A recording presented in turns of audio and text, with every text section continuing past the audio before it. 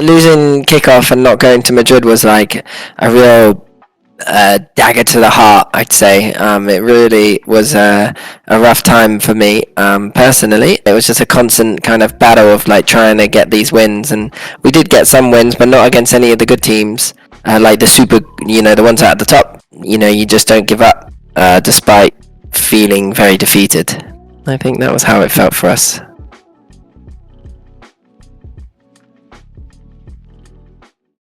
Hey guys, this is Pedro back with another interview covering VCT EMEA Stage 1. For this occasion, I'm here accompanied by Boaster, the IGL of Fnatic, who are coming off of a lower bracket finals win over Foot Esports to progress to the grand finals of said competition. So, Boaster, really appreciate you taking the time once again.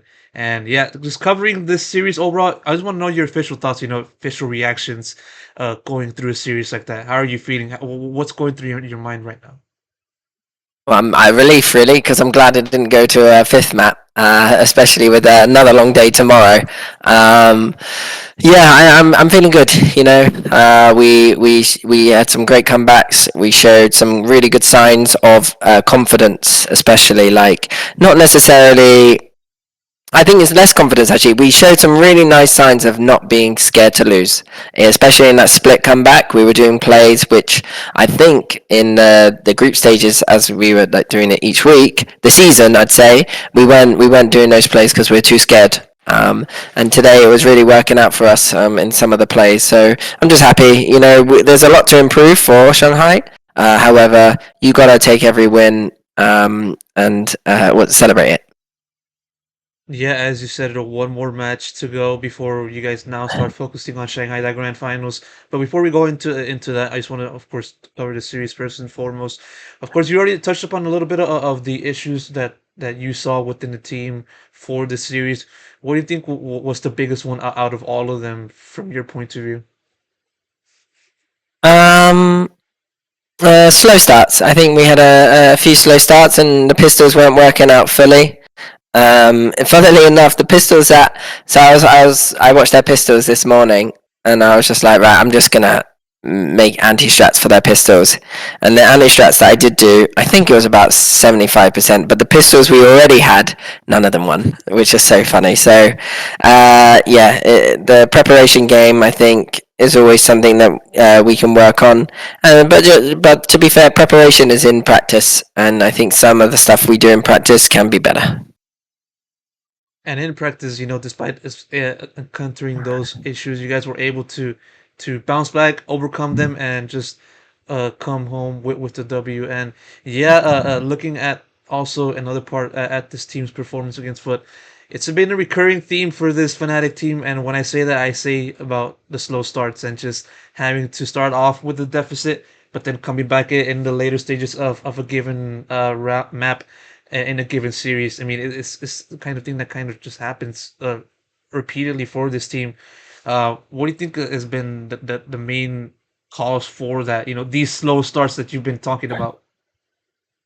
I'm not really sure. To be fair, I think we maybe focus on it too much. We're a slow start team, but we can come back.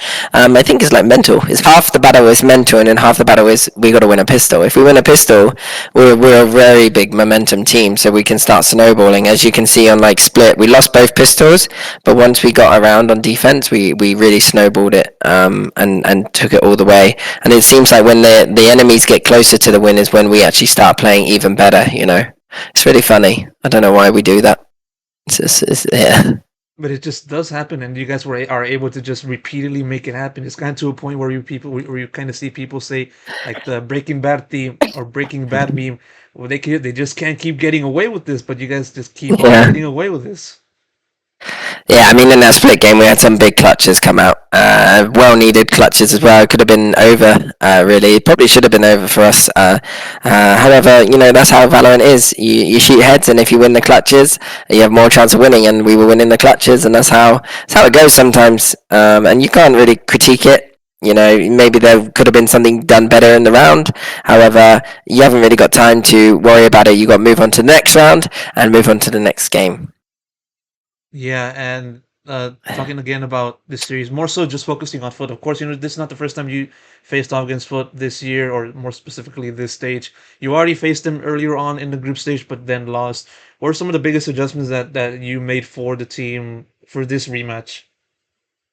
I think it's just like in scrims we're a lot more positive in scrims, and I think it just makes practice a lot more efficient. And when we go to the games, we're actually feeling really good about ourselves, and not too worried. And also we qualify for Shanghai, so there's a lot less pressure on us, a lot less stress, and I think we're just able to use these games now to really refine our craftsmanship in the game and get back to how our kind of mindset and how we were before. Because I don't think strategically like we were amazing last year. I think the difference was we were all on it and ready. Like we all believed, except for in champs. So I think we're just trying to get back to that form whilst also really improving all our strategy and our macro and stuff. So I think that's the big thing. Stay positive, and everyone else will start enjoying the game more. Enjoying the game, actually, that's a big one. Yeah, it's an important thing to have, and yeah, it's interesting looking at the trajectory of this Fnatic team. As you mentioned, going off of last year and just having to try to continue the momentum, to continue the run, continue you guys' run of success. Unfortunately, you guys weren't able to do that in kickoff. But for you guys to finally recover, bounce back, make Master Shanghai. How important is this for the team and also for yourself just to return to being at the forefront of the region and also hopefully in the international front? Um, Yeah, I mean it's super important. Losing kickoff and not going to Madrid was like a real dagger to the heart, I'd say. It really was a rough time for me personally, and then like as I decided we need to fix loads of stuff, so got back to the server pretty much like a day after. We had like 6 weeks day break, but I didn't want to have a break. I wanted to make sure that when we come back, we were ready for the season. And then obviously we start our first game with a loss, and I was like, oh no, what's going on? And it was just a constant kind of battle of like trying to get these wins, and we did get some wins, but not against any of the good teams. Like the super, the ones at the top, Footballist, Navi, and Heretics. Like we lost to all three of them that did qualify on their group. So, it was tough, but you know, when you're a competitor, you're always trying to seek for that extra percentage and all that extra way of winning, and you just don't give up despite feeling very defeated. I think that was how it felt for us. What do you think was the one thing that cat that sparked the team's turnaround in the latter stages of the group stage that then carried over into playoffs? I think it was just one, we qualified for playoffs. I think that was really big for us. We didn't exactly obviously have the best results. However, we did manage to qualify. So then we were feeling like this is it. Like this is our chance. Like it was like crazy. Really, everyone was 3-3, but we had enough rounds. So it was just crazy format. But I'd say before that, it was just like we got a hard game versus Navi. We need to do whatever we can, and so we just spent that week just trying to reset. I was trying to get reset mentally. I had Kojo, Mini, Elmer, and Ryan like talking to me about what they need from me as an IGL, instead of like getting too stressed and stuff. But it's like a work in progress, and now qualifying for Shanghai has really like had a big relief on me, and I'm able to actually enjoy the game and enjoy the IGLing again, kind of, and actually be a good IGL, because I don't think I was being a very good IGL in and out of the game, I'd say, before qualifying. But now that we have qualified, I'm starting to relax a bit more. It was my goal this year was to make Shanghai. I say my goal in the podcast was to win all three or whatever, but that was just me kind of. I know my boys are going to watch the podcast, so I just wanted to make sure that they believed as much as I did. But um, yeah, obviously we didn't qualify for for Madrid. But yeah, you just got to keep going. Yeah, I was just about to ask about your IGLing and just the change for you from like early part of this year and maybe even if you want to cover last year as well between that and now. What do you think kind of had to adjust the most, be it in or outside of the server?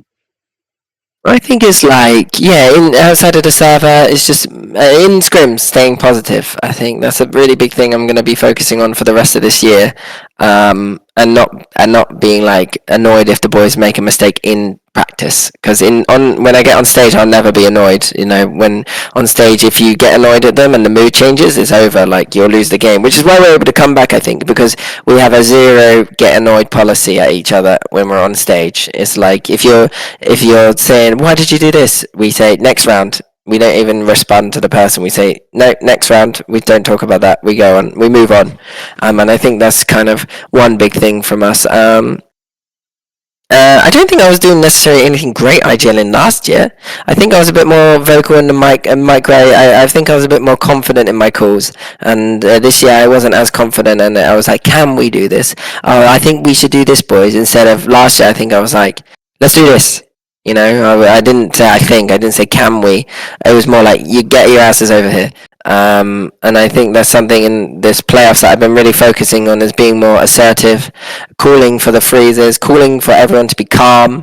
Because when we're getting hectic, is when we'll make more mistakes. Especially like when we're going on Icebox A site, it's quite a hectic site to hit, especially against these comps with like double flash and all that jazz. We need to make sure we're scaling really well together, and I think that's something. Yeah, that always we need to improve on is being calm in those moments. And you guys have definitely shown that, showing results, making Master Shanghai the first step, and then building on from that. Boaster, really appreciate you taking the time. I'm going to wrap it up right here for this interview. Uh, Thank you so much once again, and best of luck goes to you and the rest of the guys in playoffs. No worries. Thank you, Pedro, man. Thank you for the interview. All right, thank you.